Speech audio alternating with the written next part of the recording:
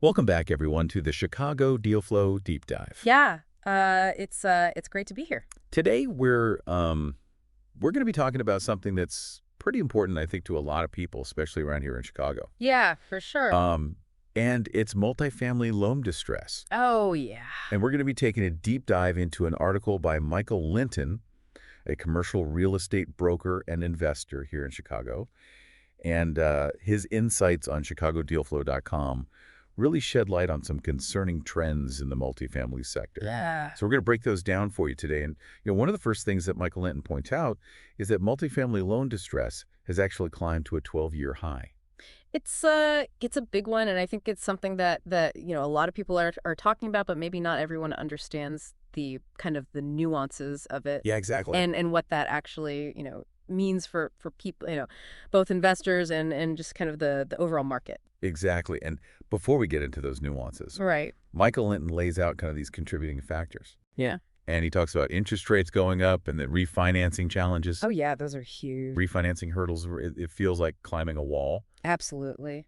And then also this possibility of, too much new construction in certain markets. Oh, yeah, in certain pockets for sure. So before we get into all of those factors, let's just take a look at, kind of the overall how distressed things have become. All right, sounds good. So you want to kind of walk us through that? Yeah, so for starters, community banks are really feeling the pressure right now. Right. And we're looking at multifamily loans that have fallen into delinquency have surpassed $6.1 billion. Wow. And that's a figure we haven't seen since the 2008 financial crisis. That's a huge number. Yeah, and what's even more concerning is that we're not just talking about, late payments here. Right. This is, we're seeing a surge in what are called realized losses from these loans, and that's hitting a 10-year high. So it's like they're not just late, they're actually going bad. Right. It suggests that there are some deeper structural issues. Okay, so we've got these delinquent loans. Where does the CMBS market fit into all this?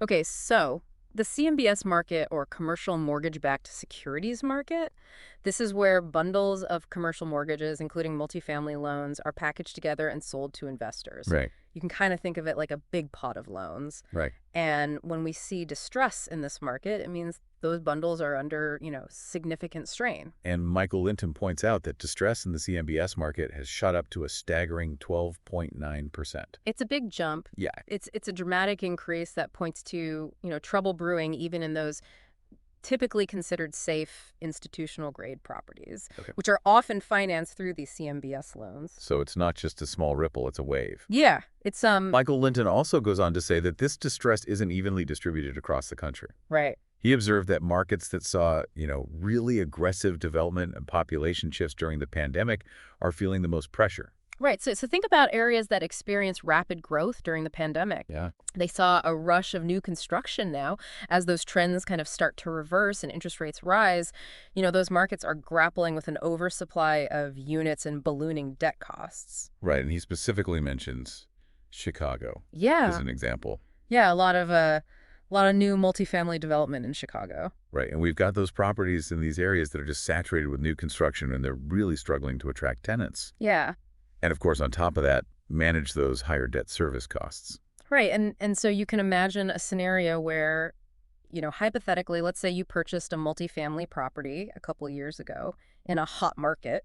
Yeah. And you're banking on that continued growth, but then suddenly you're hit with, higher interest rates Yeah. and increased competition from all these new units. And so your property may not be generating enough income to cover those, inflated debt payments. Right, and they're underwater. Exactly. Yeah. And that's the type of pressure cooker scenario that Michael Linton is describing. And to really drive home the impact of all of this distress, Michael Linton highlights this $1.75 billion loan default tied to San Francisco's Park Merce complex. It's it's just a stark reminder that even a single large-scale default can send these shockwaves through the market. Right. And we're not just talking about individual investors feeling the squeeze here. Right. This is a systemic issue that impacts confidence and lending practices across the board.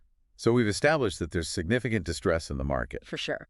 But what exactly has led to this, perfect storm, this confluence of factors that's creating such a challenging environment? So a major culprit is the Federal Reserve's aggressive interest rate hikes that we've seen over the past, couple of years. Yeah. And owners who secured loans at those enticingly low rates, a couple of Mhm. years back, are now facing refinancing at significantly higher rates. Well, let's break that down. Okay. Like mathematically, Uh, for our listener, who might not be deeply immersed in the world of finance. yeah. So if you locked in a loan, let's say at a comfortable 2 or 3% a couple of years ago, refinancing today Right. could mean looking at rates of 5 or even 6%. Yeah, that's a big jump. That's a considerable jump. And to make that a little more concrete, imagine a property with a 75% loan-to-value ratio, Yeah.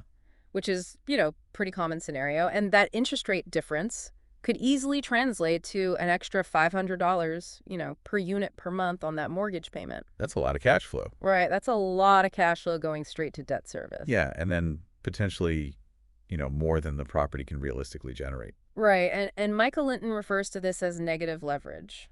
I like that. And it's a situation where the cost of carrying the debt surpasses the property's capitalization rate. So essentially, the debt's eating up more than the property can earn. Right. It becomes a vicious cycle. And Yeah. then, to add fuel to the fire, we have this looming refinancing cliff. Oh, yeah, don't we ever? And we're looking at nearly $1 trillion in commercial real estate loans set to mature in 2025 alone. So the big question is, can owners refinance in this climate? And will lenders even be willing to extend credit at these higher rates? That's a nail biter. It is. And this refinancing cliff really underscores the vulnerability of these certain lenders, particularly those community banks that we talked about earlier. Right. Remember, community banks are so deeply embedded in their local real estate markets. They are. And that makes them more susceptible to these kinds of downturns because their portfolios are very concentrated. Right. So they have a lot riding on the performance of local properties. Exactly. It's almost like they have all their eggs in one basket. Right. And it brings to mind the 2008 crisis, Oh, for sure. when so many community banks took such a significant hit due to their exposure to the commercial real estate market. Right. It's like history repeating itself. Yeah, it does have a way of doing that. And those lessons from the past are crucial for understanding the potential risks and challenges that we face in the current environment. So while this situation is undoubtedly challenging, It is. Michael Linton doesn't just focus on the doom and gloom. Right. He Right. points to this potential silver lining, and that's opportunities for investors who know how to navigate these turbulent waters. And that's what we'll dive into next. Yeah. How can savvy investors not only weather this storm, but also potentially find those hidden gems amidst the market upheaval? Stay tuned. Stay tuned. This is where things get really interesting. This is where it gets good. Absolutely. I- Right. Distress often creates opportunities, and this situation is no exception. Distressed assets can come onto the market at prices well below their replacement costs. Oh, for sure. And that offers savvy investors a chance to acquire properties at a discount. It's like finding a hidden treasure amidst the wreckage. But how can an investor, tell the difference between a true opportunity and a potential money pit? Right. That's where Michael Linton's expertise really shines through. Yeah. He emphasizes that investors need to approach these opportunities with a healthy dose of caution. Right. And he stresses the importance of what he calls conservative underwriting. What exactly does conservative underwriting mean in this context? Well, it means taking a realistic, even slightly pessimistic view of potential income expenses and future market conditions. Okay. So, for example, factoring in those higher interest rates Yeah. and anticipating moderate rent growth, not the sky-high increases that some markets have experienced in recent years. Right. So it's about kind of managing expectations and not getting caught up in the hype. Exactly. Yeah. Michael Linton also emphasizes, a classic real estate mantra: Yeah. good assets in good locations. Location, location, location. Right. I think. It's a reminder that investors shouldn't chase the lowest price blindly, Right. The focus should be on properties with, strong underlying fundamentals. Right. Properties in, desirable locations. Right. With features that will, continue to attract tenants even in a challenging market. So it's about separating the wheat from the chaff. Yeah. Identifying those properties that can weather the storm Right. and generate solid returns over the long term. Exactly. And beyond distressed assets, Michael Linton points to another potential avenue, and that is performing assets. Right. Okay. That might become available as owners face these refinancing pressures. Yeah. Some owners might choose to sell rather than, inject more capital to meet those higher debt obligations. So it's not just about snapping up distressed properties. It's about recognizing these potential ripple effects of the distress Yeah. and how it might create opportunities to acquire even stable income-generating properties For sure. at advantageous prices. Right. It's a more nuanced approach. Yeah. One that requires, understanding the motivations of different players in the market and anticipating their moves. It sounds like this environment requires not just capital, but, a keen understanding of market dynamics Yeah, and a willingness to think outside the box. absolutely. Those are key. But even with the most astute strategies, the future remains uncertain. Right. Much depends on the trajectory of interest rates Of course. and the overall health of the economy. Even if we see the Federal Reserve start cutting rates, as some economists predict, the sheer volume of those maturing loans suggests we're likely to see continued distress for several years, It's possible. potentially peaking in 2027. Yeah, and it's also important to remember that recovery won't be uniform. Right. Some markets are going to bounce back faster than others depending on factors like population growth, job markets, and the balance of supply and demand. And Michael Linton uses Chicago as an example Right, he does. and points out that even within a single city, you see drastically different performance depending on the specific neighborhood. Yeah. Some areas are stabilizing Yeah. and attracting investors, while others are still facing, significant headwinds. So it's not just about following those national trends. Right. It's about digging deep and understanding the nuances of each Yeah. specific market. Absolutely. And resolving this distress will likely involve a mix of solutions. Yeah. We'll see loan modifications, Right. where lenders and borrowers work together to restructure terms. Yeah. Foreclosures, where properties change hands, and negotiated payoffs, where debts are settled. It's It's- complex. Yeah, it's a complex tapestry. It is. And understanding those different threads is crucial for, navigating this market effectively. So we've covered a lot of ground here, We have. exploring these alarming trends in multifamily loan distress, Yeah. the factors driving it, and, the potential implications for both current owners and those seeking opportunities. And it's a situation with no easy answers. But understanding these dynamics at play is crucial for anyone involved in multifamily real estate, Yeah. particularly here in Chicago. To summarize, this multifamily loan distress is a significant challenge, It is. perhaps the biggest the sector has faced since the 2008 crisis. It's possible. Yeah. It's something that every investor needs to have on their radar. Yeah. Certainly has the Yeah. potential to, reshape the landscape, Yeah. leading to price corrections, an increase in distressed asset transactions, and, a fundamental shift in how multifamily properties are valued For sure. as we adapt to this, era of higher interest rates. Right. So, amidst this uncertainty, Yeah, Michael Linton offers some insightful concluding thoughts in his article. he does. He believes that the next few years will be a defining period for the industry, Right. separating, the experienced operators Right. from those who haven't really weathered a downturn before. Yeah.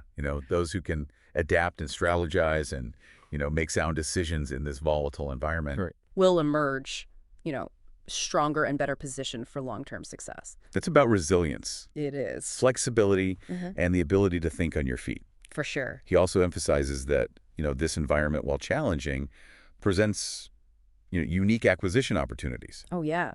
for those with the capital, the expertise, and the patience to navigate these complexities. Right. It's not a market for the faint of heart, but Right. it does offer potential rewards for those who can, identify the right opportunities and execute their strategies effectively.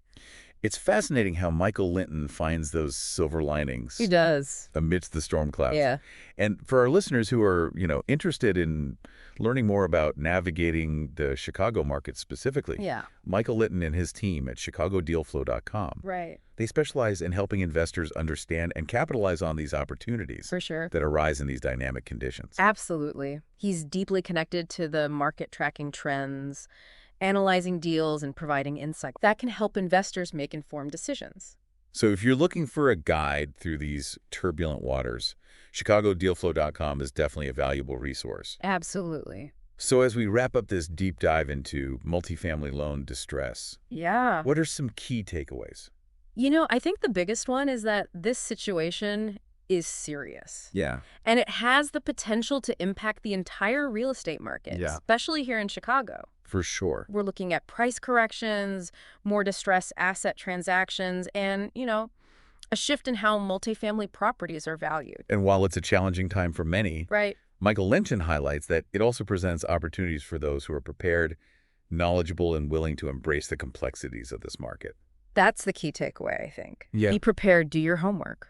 It's about adaptability, It is. strategic thinking, Yeah, and making well-informed decisions. absolutely. And for those who want to, you know, delve deeper into the nuances of the Chicago market, Yeah, Michael Linton's insights on chicagodealflow.com that's the place to go. are a fantastic resource. All right, well, thanks for having me. Yeah, thank you for joining us for this deep dive into multifamily loan distress. Okay. We hope you found it insightful. I did. We'll be back next time to dive into another fascinating topic Sound good. that impacts the world of Chicago real estate. Looking forward to. Till then, stay informed and stay curious.